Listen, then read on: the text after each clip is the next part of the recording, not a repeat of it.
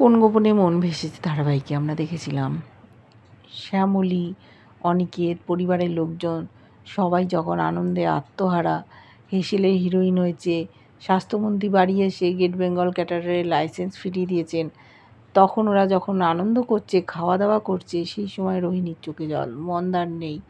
মন্দারকেও ভালোবাসে, বিয়ে করতে চেয়েছিল, তাই শ্যামলী কথা দিয়েছে মন্দারকে খুঁজে বের করবে।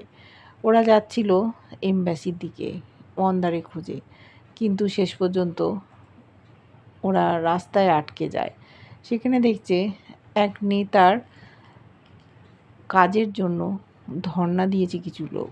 সেখানে গুন্ডারা যারা ধর্ণা দিচ্ছিল তাদেরকে ওখান থেকে উঠিয়ে দিয়েছে। ওরা এমব্যাসিতে গেছে, সেখানে বলেছে যে 2 বছর ধরে খুঁজে পাওয়া যাচ্ছে না মন্দারকে। আগে গুন্ডা ছিল ঠিক, কিন্তু এখন আর গুন্ডামি করে না, ভালো মানুষ হয়েছে। কোথায় গেল? এমব্যাসি থেকে বলছে আপনারা 2 দিনের খবর হলে বলতেন, মেনে নিতাম।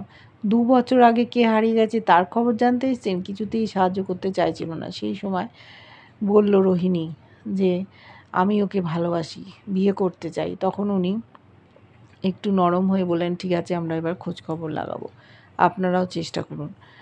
শ্যামলী দেখলো যে ওদেরকে কিছু একটা বন্দোবস্ত করতে হবে। বাড়ি ফিরে এসছে, হঠাৎ টিভির দিকে তাকিয়ে দেখছে মন্দার চৌধুরীকে খুঁজছে পুলিশ। অবাক হয়ে তাকিয়ে আছে এরা। মন্দার আবার গুন্ডামি করছে। যে নেতার সভায় ভিড় জমেছিল সেইখানে মন্দার এসেছিল। রোহিণী নিজেকে আর আটকে রাখতে পারেনি, বলছে এতদিন পর মন্দারের একটা খোঁজ পেয়েছি, আমরা এক্ষুনি যাব।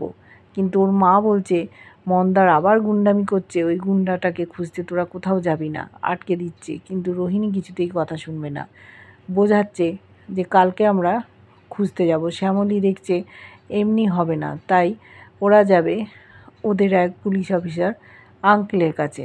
সেখানে গিয়ে সমস্ত কথা বলেছে। উনি বলেছেন আমি ভেতর থেকে খোঁজখবর করছি, তোমরাও দেখো তোমরা যদি কোনো সুরাহা করতে পারো।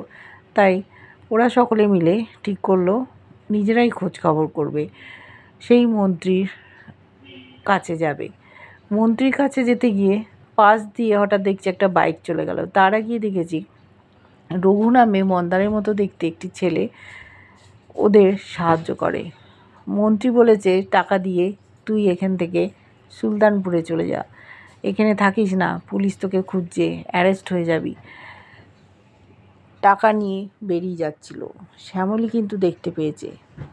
মন্ত্রী গাড়ি সামনে আসতেই এরা হাত জোর করে দাঁড়িয়েছে। মন্ত্রী ভাবছে কী ব্যাপার, গাড়ি থেকে নেমেছে। ওরা বলেছে মন্দার চৌধুরী খোঁজ চাই। অবাক হয়ে গেছে, ভাবছে রঘুর খোঁজ করছে এরা, কেন করছে? তখন দলের লোকেদের বলেছে তোরা এই 3 জনের ওপর নজর রাখবি যেন খোঁজ না পায়। বলে দিয়েছে আপনারা চলে যান, আমরা এইসবের মধ্যে নেই, আর এই পাড়ায় যেন আপনাদের আর কোনো দিন না দেখি। কী করবে ওরা বুঝতে পারছে না। 2জন ছেলের নাম শুনেছিল, আর সুলতানপুর এই কথাটা শুনেছিল। শ্যামলী বলল আমাদের সুলতানপুরে যেতে হবে, মনে হচ্ছে ওখানেই আছে। তাই বাড়িতে গেছে, সকলকে বলেছে। এবার পরিবারের অনেকেই যেতে চেয়েছে, যেতে দিতে চাইছে না মামনি। সূর্য বলেছে ওরা যখন সকলে যেতে চাইছে যাক, সবাই অ্যাডাল্ট, প্রিয়া, প্রতিম, সুলতা, এদিকে রোহিণী, অনিকেত, শ্যামলী সবাই মিলে একসাথে রওনা হয়েছে। সময় সময় ওরা খবর দেবে এমনও বলে দিয়েছে। সেই মতো ওরা চলে গেছে। ওরা সুলতানপুরে গিয়ে ছবি দেখিয়ে জিজ্ঞেস করছে, অনেকে হয়তো চেনে কিন্তু এড়িয়ে যাচ্ছে, বলতে চাইছে না। বুঝতে পেরেছে শ্যামলী কী করবে ওরা। সারাদিন হয়ে যাচ্ছে, মামনি চিন্তায় ফোন করছে, ধরছে না ফোন। শেষ পর্যন্ত সূর্য ফোন করেছে শ্যামলীকে, বলেছে বাবা সব ঠিক আছে, এখনও খোঁজ পাইনি, খোঁজ পেলে জানাবো। পুলিশ এসছে। পুলিশ ভাবছে ছবি দেখিয়ে দেখিয়ে খোঁজ করছে, কী ব্যাপার, লুকিয়ে ফেলেছে শ্যামলী ছবিটা। তারপর সুলতানপুরে কোথাও খুঁজে পেল না। শেষ পর্যন্ত একজন গাড়ি সারাচ্ছিল বয়স্ক ভদ্রলোক, তিনি বলেছেন এখানে একটা ঠেক আছে, সেই ঠেকে এই লোকটা আসে। বৃদ্ধর ছেলে চলে এসছে, বলছে যে বাবা তুমি কিছু দেখোনি, তুমি কিছু জানো না, তুমি চলো, তোমার বয়স হয়েছে। ভয় পাচ্ছে সেই গুন্ডাকে। কিন্তু ঠেকের নামটা শুনে শ্যামলী বলল, আমরা ওখানে যাব, চলো। এই বেশে গেলে হবে না। ওরা টেলারদের কাছে গেল। সেখানে অন্যরকম পোশাক আশাক পরে গেছে, বাঞ্জারা পোশাক পরে গেছে। সেই ঠেকে যেতেই ওদেরকে উঠিয়ে দিচ্ছে। ঠেকের মালিক বলছে, তোমরা নাচ গান করো, তোমরা জানি টাকা পয়সা দেবে না, আর ধাবায় খেয়ে চলে যাবে। কিন্তু ওরা বলছে, না আমরা টাকা দেবো। তারপর শ্যামলী বলল, দেখো তোমার এখানে যাতে লোকজন আসে, আমরা নাচ করে তার ব্যবস্থা করে দেবো। অনিকেত বলছে, আবার নাচ? বলছে, হ্যাঁ করতে হবে। সকলে মিলে নাচ করতে আরম্ভ করেছে। সবাই খুব খুশি। কিন্তু একটি ছেলে আড়াল থেকে সব দেখছে। খবর দিয়ে দিয়েছে ভেতরে যে ওরা রঘুকে খুঁজছে, যাতে খুঁজে না পাওয়া যায় সেই বন্দোবস্ত করছে। ভাবছে কেন খুঁজছে, ওর নাম তো মন্দার চৌধুরী, তাহলে এরা রঘুটাকে বুঝতে পারছে না এরা পুলিশের চর কিনা। নাচ টাচ হয়ে গেল। শ্যামলী এক জায়গায় মন্দার বলে কাউকে ধরেছিল, কিন্তু সে একটা গুন্ডা, ওকে টেনে নিয়ে যাচ্ছিল। কোনো ক্রমে ও পালিয়ে বেঁচেছে। শেষ পর্যন্ত সেই ছেলেটি চলে এসছে। বলছে, আপনারা একটা ছবি দেখাচ্ছিলেন না? বললো, হ্যাঁ দেখো না, চেনো কি না, তোমার সাথে সকালে দেখা হয়েছিল না? এটা বললো, সকালের কথা ভুলে যান, আপনারা কত টাকা দিতে পারবেন, তাহলে খোঁজ দেবো। অনিকেত অনেকগুলো টাকা দিয়েছে। বলল, এবার খোঁজ দিন। দাঁড়িয়ে আছে অনিকেত, শ্যামলী আর রোহিণী।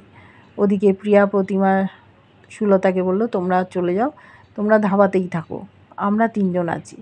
হঠাৎ তিনটে গুন্ডা লোক এদেরকে পেছন থেকে পাকড়াও করেছে, কালো কাপড় পরিয়ে দিয়েছে, হাত পা বেঁধে ধরে নিয়ে গেছে, আটকে রেখেছে একটা জায়গায়। সেখানে দেখেছি মন্দার আসছে। এবার সেই কি মন্দার, যে মন্দারকে রোহিণী ভালোবাসতো, নাকি এ অন্য কোনো মানুষ? যে মন্দারেরই মতো দেখতে, যমজ ভাই না তো? ওদিকে জানতে পারলো না প্রিয়া প্রতিমা সুলতা যে বাকি তিনজনকে কারা যেন ধরে নিয়ে চলে গেছে। কি করতে চায়, কেন আটক করলো? অনেকগুলো টাকা পেয়েছিল ছেলেটা, সেটাই আমরা দেখব। রোহিণী কি মন্দারকে দেখে অবাক হয়ে যাবে?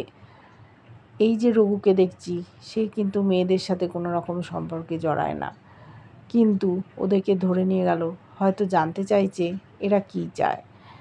দেখতে থাকবো এই কি আসল মন্দার, নাকি মন্দারের মতো দেখতে অন্য কেউ। কেমন লাগছে নতুন আপডেট অবশ্যই জানিও। ভালো লাগলে লাইক কমেন্ট সাবস্ক্রাইব করা, যারা ফেসবুক পেজ থেকে দেখছো ফলো করে সাথে থেকো।